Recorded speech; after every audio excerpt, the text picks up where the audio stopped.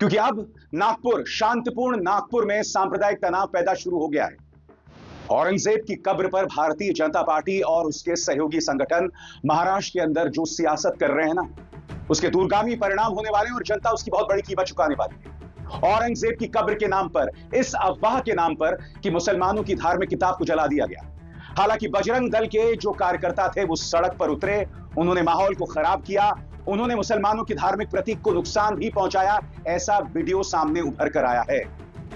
मगर आज आपको सवाल करना पड़ेगा दोस्तों कि शांतिपूर्ण नागपुर में सांप्रदायिक तनाव पैदा क्यों हुआ और इस सांप्रदायिक तनाव से किसको फायदा है, इस सांप्रदायिक तनाव से नुकसान किसको है। नुकसान की बात करें तो दोस्तों नुकसान सिर्फ आपको है, आप जो महाराष्ट्र में रह रहे हैं। शुरुआत नागपुर से हो रही है। सोच के भी सिहरन पैदा होती है कि नागपुर के जरिए ये आग कहां कहां फैलने वाली। क्योंकि हमें यह नहीं भूलना चाहिए कि भारतीय जनता पार्टी लोकसभा चुनावों से पहले महाराष्ट्र में माहौल खराब करने की कोशिश कर रही थी, जब उनका नेता टी राजा सिंह गली गली घूमकर सांप्रदायिक तौर पर भड़काऊ बयान दे रहा था और इस पर कोई काबू नहीं पाया गया।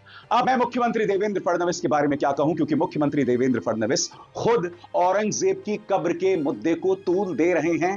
अब भी ये व्यक्ति औरंगजेब की कब्र के नाम पर लगातार भड़काऊ बयान दे रहा है, मगर मुख्यमंत्री देवेंद्र फडणवीस जो हैं उस पर कोई नियंत्रण नहीं कर रहे।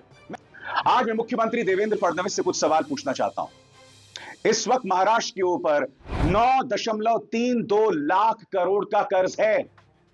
क्या औरंगजेब की कब्र की बात करने से यह कर्ज उतर जाएगा? महाराष्ट्र में अब भी रोज किसान आत्महत्या कर रहा है।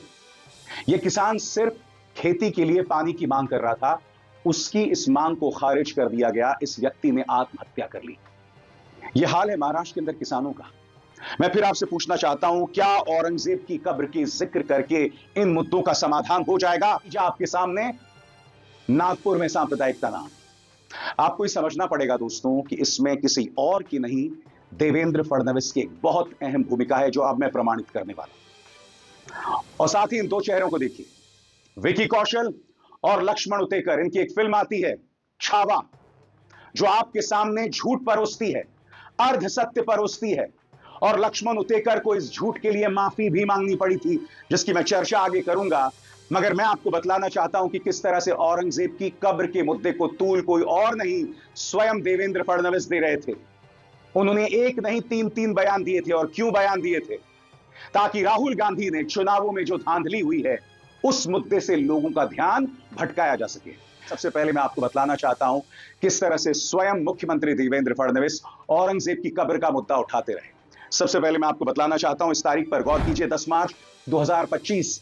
इस तारीख को देवेंद्र फडणवीस कहते हैं, हम भी यही चाहते हैं कि औरंगजेब की कब्र को हटा दिया जाए, लेकिन इसे कानून के दायरे में रहकर करना होगा, क्योंकि यह एक संरक्षित स्थल है।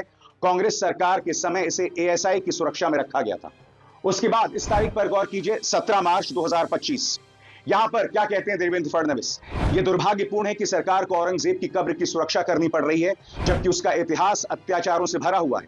लेकिन मैं आपको आश्वस्त करता हूं कि अगर कोई औरंगजेब की महिमा मंडन करने की कोशिश करेगा तो हम उसे सफल नहीं होने देंगे।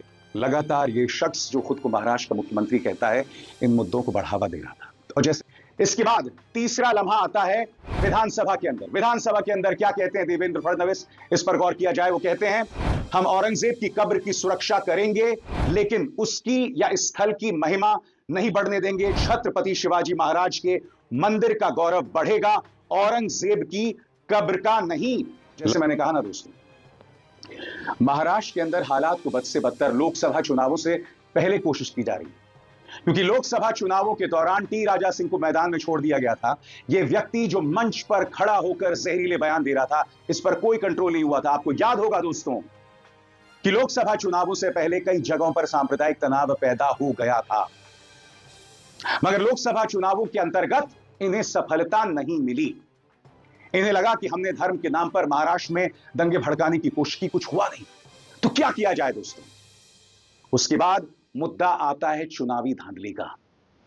राहुल गांधी 3 सवाल उठाते हैं और उन 3 सवालों से ध्यान भटकाने के लिए औरंगजेब के मुद्दे को छेड़ दिया जाता है। वो मुद्दा जो 300-400 साल पुराना है, जिसका देश की मौजूदा समस्याओं से कोई लेना देना नहीं।